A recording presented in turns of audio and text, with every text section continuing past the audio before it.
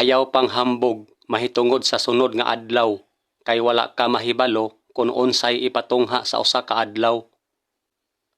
Ako mibalik sa pagtan-aw, ilalom sa adlaw, nga ang lumba dili alang sa mga matulin, ni ang gubat alang sa mga gamhanan, ni ang pagkaon alang sa mga maalamon, ni ang mga bahandi alang sa mga masinabuton, ni ang pabor alang kanilang adunay kahibalo, tungod kay ang panahon ug ang wala damhang panghitabo mudangat kanilang tanan.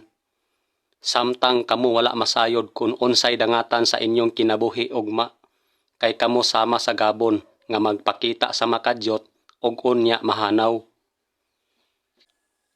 Tan-awa, gihimo mo nga jutay ang akong mga adlaw ug ang gidugayon sa akong kinabuhi ingon sa walay kapuslanan lamang sa imong atubangan.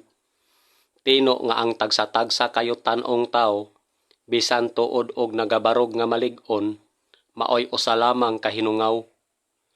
Og nakita ko ang tanang kahago ug ang tanang hanas nga buhat nga kini nagkahulugan sa pag-indigay sa usag-usa, kini usab kakawangan ug usa ka pagukod sa hangin.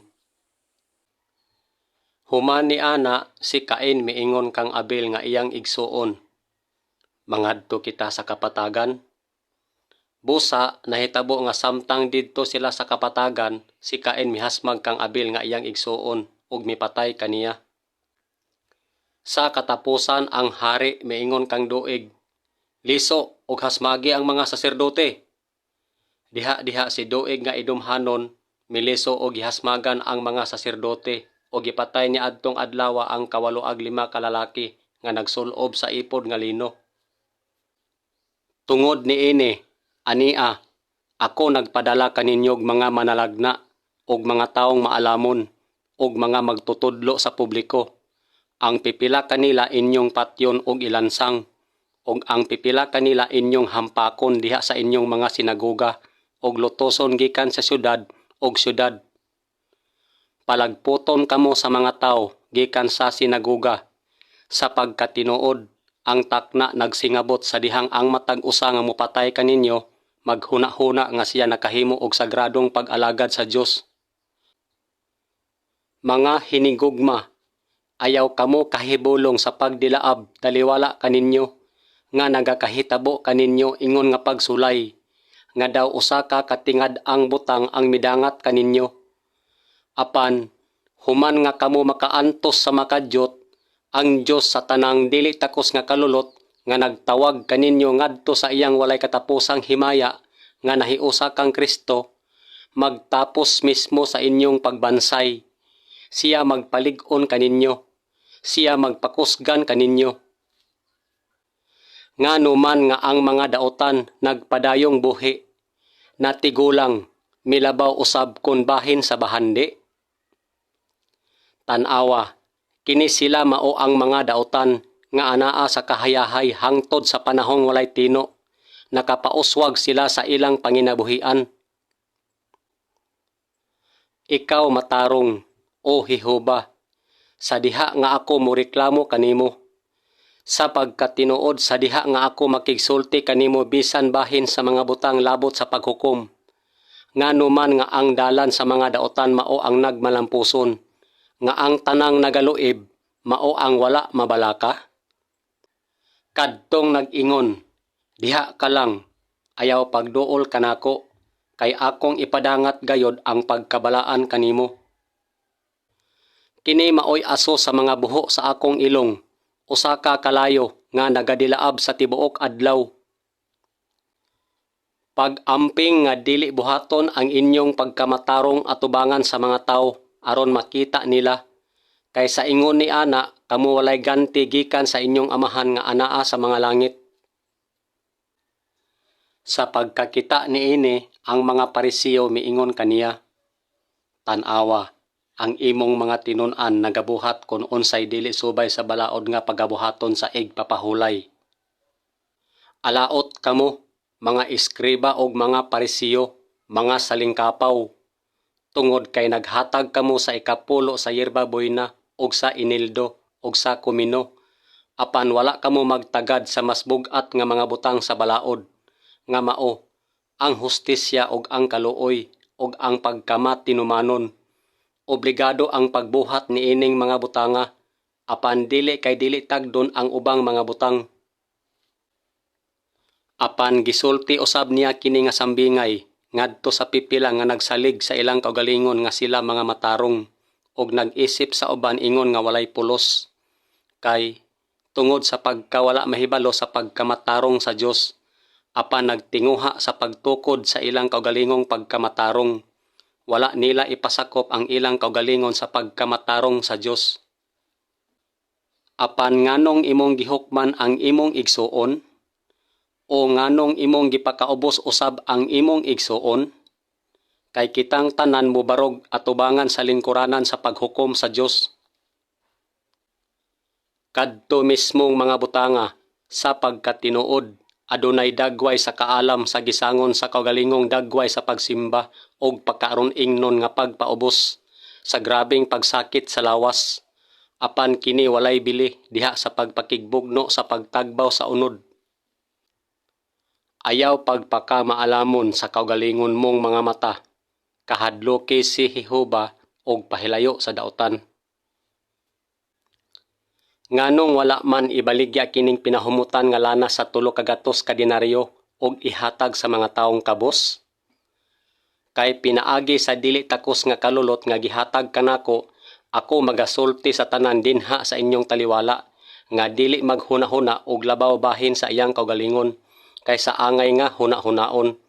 Kun dili maghunahuna sa paagi nga makabaton sa maayong panghunahuna, ang matag usa sumala sa gihatag sa Dios kaniya nga sukod sa pagtuo.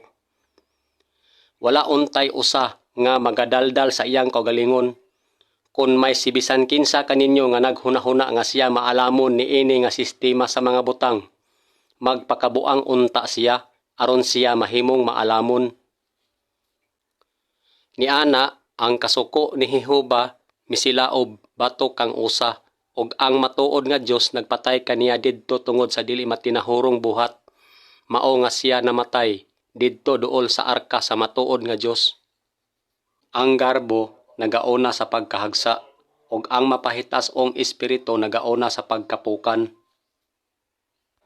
Sa nakita ko diha sa mga inagaw sa gubat ang usa ka opisyal nga biste gikan sa Sinar, usa nga maanindot og ang 2 ka gatos ka siklong plata og usa ka baritang bulawan nga kalim-an ka siklo ang timbang. Nagustuhan ko kini o gikuha ko kini og tan-awa.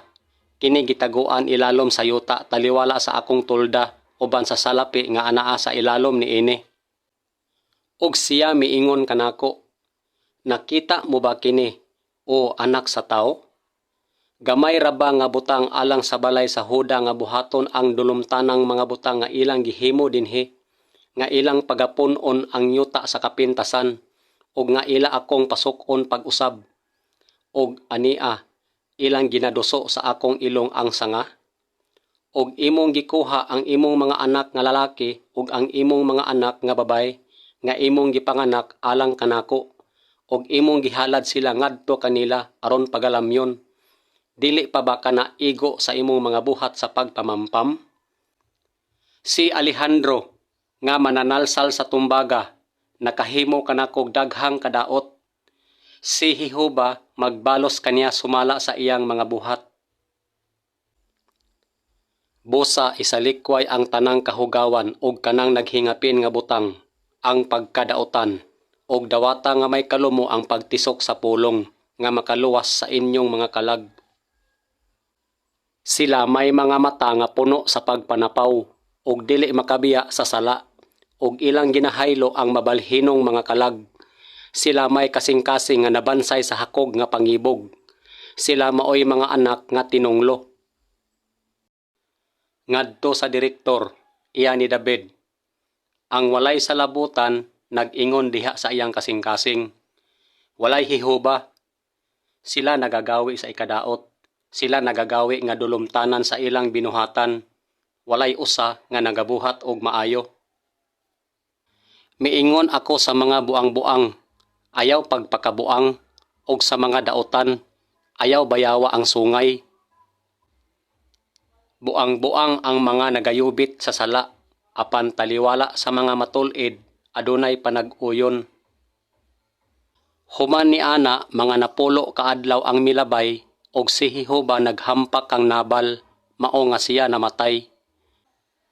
Apan ikaw, O Diyos, magapakanaog kanila ngadto sa kinalaluman nga gahong, kun bahin sa sad-an sa dugo ug sa mga taong malimbungon, dili sila mabuhi sa katunga sa ilang mga adlaw.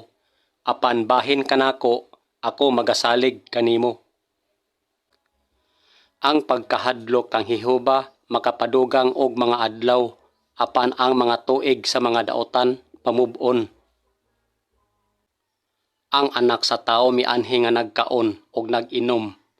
Sa gihapon ang mga tao nag-ingon, tan-awa, usa ka taong ulitan og palainom og bino, higala sa mga maniningil og buhis og sa mga makasasala.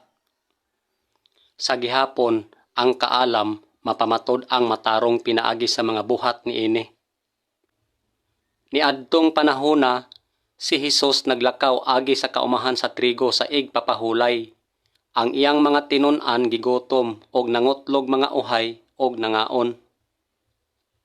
Ipaila ang inyong pagkamakatarunganon sa tanang tawo, haduol na ang Ginoo. Dugang pa, ako magaingon kaninyo. Paghimo kamog mga higala alang sa inyong kaugalingon, pinaagi sa dili matarong nga mga bahandi, aron nga inigkahurot ni ana, kamo ilang dawaton ngadto sa walay katapusang puloy-anang mga dapit. Og usa ka maalamong babay misinggit gikan sa syudad. Pamati kamo, pamati, sultihe, palihog, si Uhab, paduola siya nga re, og tugoti ako sa pagsulti kanimo. Ang maalamon nakakatkat bisan sa syudad sa mga taong gamhanan, aron mapuka niya ang kusog nga gisaliga ni ana. Siya nga maalamon sa paggamit og kusog maoy tawo nga lig-on og lawas, og ang tawo nga may kahibalo nagapadugang sa kusog.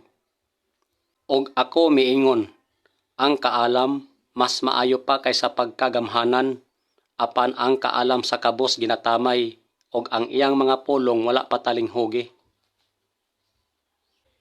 Kung sila makasala batok kanimo, kay walay tawo nga dili makasala, og ikaw masuko kanila, og magtugyan kanila ngadto sa kaaway, og sa tinuod, ang ilang mga mamimihag, magdala kanila ingong binihag ngadto sa yuta, nga halayo o haduol. Tan-awa, sa kasaypanan, ako nataw uban sa mga kasakit sa pagpanganak, og sa sala, ako gipanamkon sa akong inahan.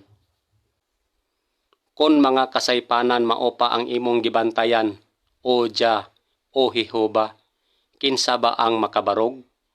Og ayaw hukmi ang imong alagad, kaysa imong atubangan, walay bisan kinsang buhi nga matarong. Kinsay makaingon, gihinloan ko na ang akong kasing-kasing, ako nahimong lunsay gikan sa akong sala. Kay ang tanan nakasala, og wala makaabot sa himaya sa Dios.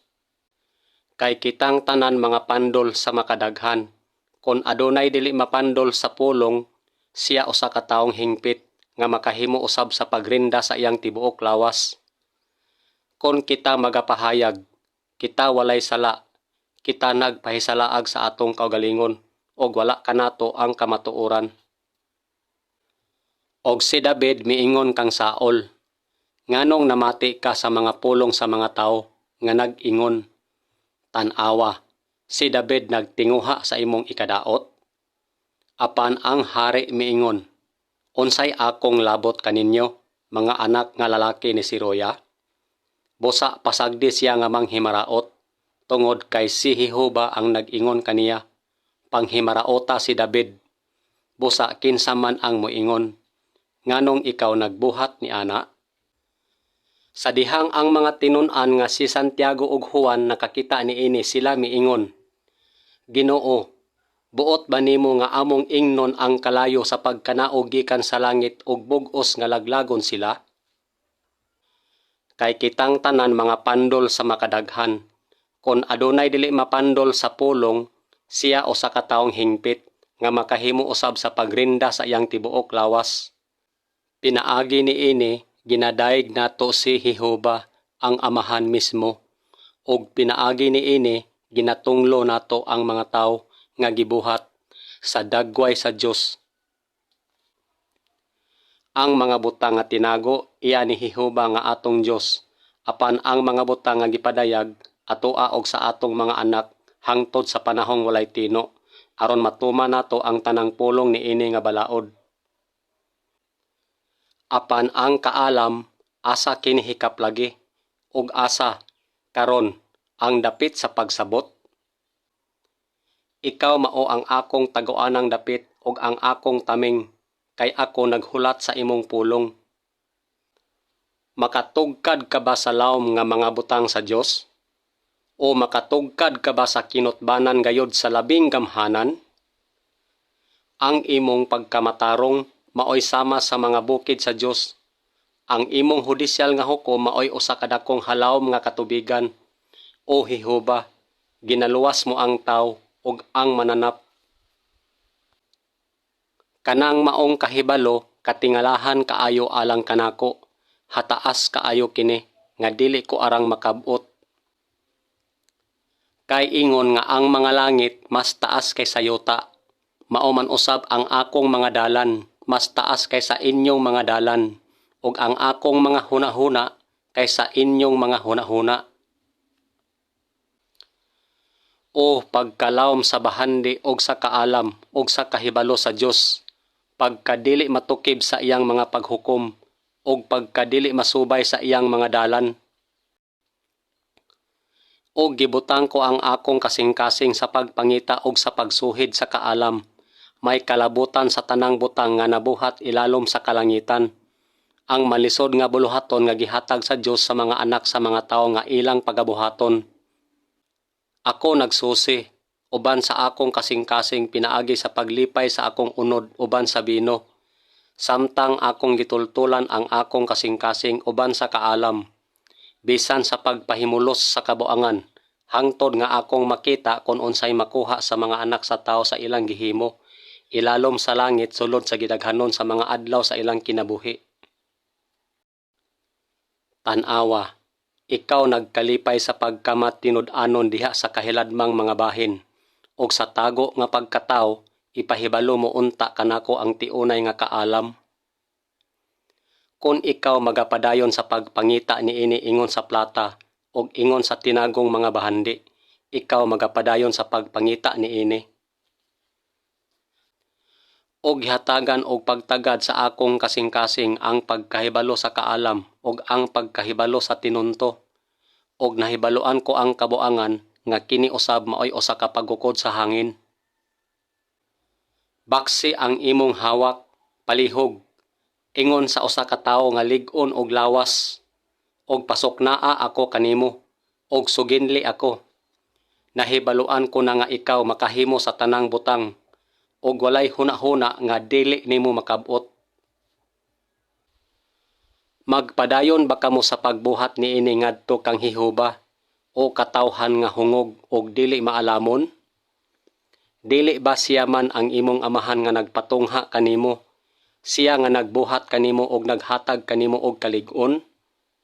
Kun bahin sa nagadalag pagka sinalikway diha sa iyang balay, siya magapanag-iya sa hangin, og ang buang-buang nga tawo mahimong ulipon sa maalamon og kasing-kasing. Og ako mismo miliso sa pagtan-aw sa kaalam og sa tinunto og sa kabuangan, kay unsay mabuhat sa yutan-ong tawo nga moabot sunod sa hari, ang butang nabuhat na sa katawhan.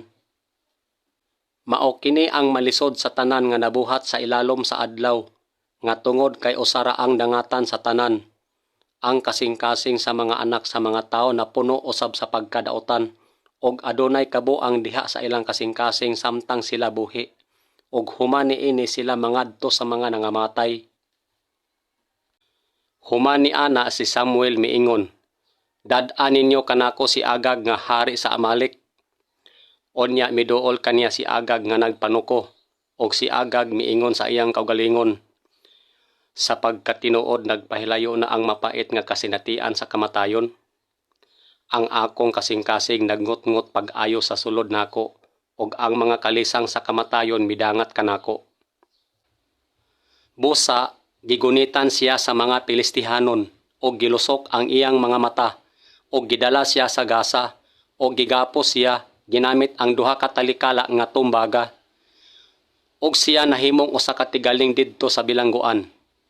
Sa takulahaw lamang siya misunod kaniya, sama sa usa ka turong baka nga nagapadulong sa pagkaihaw, ug ingon sa may talikala sa pagdisiplina sa buang nga tawo. Ako dali rang malangkit sa tanang matang sa pagkadaotan sa taliwala sa kongregasyon ug sa katiguman. Hangtod nga ang usa ka pana mulagbas sa iyang atay, ingon sa usa ka langgam nga nagadali ngadto sa bitik, ug wala siya mahibalo nga nalangkit niini ang iyang kalag. Kay daghan ang iyang gipukan nga mga pinatay, ug ang tanan niyang gipamatay daghan. Ang baba sa usa ka estranyong babay maoy usa ka halawom nga gahong. Ang usa nga gisaway ni Jehova mahulog ni ana. Ang mga pulong sa magtitigom, ang anak nga lalaki ni David nga hari sa Jerusalem. Ako ang magtitigom, ang hari sa Israel sa Jerusalem. Ako miliso, bisan ang akong kasing-kasing, aron sa pagkahibalo og sa pagsuhid og sa pagpangita sa kaalam og sa hinungdan sa mga butang og sa pagkahibalo bahin sa pagkadaotan, sa kahungog og sa pagkabinuang sa kabuangan. Og akong gitudlo nga mangulo sa Jerusalem si Hanani nga akong igsuon og si Hananias nga prinsipe sa Kastilyo, kay siya kasaligan kaayo nga tawo og nahadlok sa matuod nga Dios labaw kaysa daghang uban pa. Kon adunay usa ka mensahero alang kaniya, usa ka tigpamaba, usa sa 1,000 aron sa pagsulti sa tawo sa iyang katul-id. Ngadto sa direktor sa mas ubos nga oktaba, Salmo ni David. Luwasa ako, O Jehova, kay ang maunongon midangat na sa iyang katapusan, kay ang mga matinumano nahanaw na gikan sa mga anak sa mga tawo. Kay wala ako'y lain nga may sama kaniyag tinamdan, kinsa tiunay nga moatiman sa mga butang labot kaninyo. Kay ang nakita og nadungog sa maong mataro nga tawo samtang nagpuyo siya uban kanila sa adlaw-adlaw, nakapasakit sa iyang mataro nga kalag tungod sa ilang kalapasan. Nakakaplag ba ang usa og usa ka maayong asawa? Siya nakakaplag og usa ka maayong butang, og siya makabaton og maayong kabubuton gikan ni Jehova. Kinsay makakaplag og asawa nga takos? Ang iyang bili labaw pagkaayo kaysa mga korales. Og miingon ang Dios, buhaton nato ang tawo, sumala sa atong larawan, sumala sa atong dagway, og pabut-an kanila ang mga isda sa dagat, og ang nagalupad nga mga linalang sa kalangitan, og ang anad nga mga hayop, og ang tibuok yuta, og ang matag nagalihok nga mananap nga nagalihok diha sa yuta. Human ni ana, nakita sa Dios ang tanan nga iyang gibuhat, og tan-awa, kadto maayo kaayo, og dihay kagabhion, og dihay kabuntagon, ikaunom nga adlaw. Ang bato, hingpit ang iyang kalihukan, kay ang tanan niyang dalan hustisya, usa ka Dios sa pagkamatinumanon, nga kaniya walay inhustisya, matarong og matul-id siya. Ni ana, nakita sa babae nga ang kahoy maayong kanon og nga kini takos pangandoyon sa mga mata. Oo, ang kahoy tilinghuaong tan-awon. Busa siya mikuha sa bunga niini og nikaon niini. Human ni ana siya mihatag usab og pipila sa iyang bana sa dihang nahiuban na kaniya og siya mikaon niini. Busa, nakita sa Dios ang yuta og tan-awa, kini nadaot, tungod kay ang tanang unod nagdaot sa dalan niini ibabaw sa yuta. Karon, sila miingon, dali, magtukod kita og usa ka syudad, og usab, usa ka tore, nga ang tumoy niini abot sa mga langit, ug maghimo kita og bantog nga ngalan alang sa atong kaugalingon, kay tingali unyag kita magkatibulaag sa tibuok naong sayuta. Sila migawi sa ikadaot sa ilang bahin. Sila dili iyang mga anak. Ang sayop ilaha, usa ka kaliwatan nga baliko og hiwi. Tungod kay ang akong katawhan nakahimog duha ka daotang butang. Sila mibiya kanako ang tuburan sa buhi nga tubig aron magkalot og mga atabay alang sa ilang kaugalingon, mga atabay nga may liki nga dili kasudlan og tubig. Dogang pa siya nag-ingon kanila, sa pagkamaabtikon inyong gihiklin ang sugo sa Dios aron motunhay ang inyong tradisyon. Apan ang matag usa masulayan pinaagi sa pagkaganoy og pagkahaylo sa iyang kaugalingong tinguha.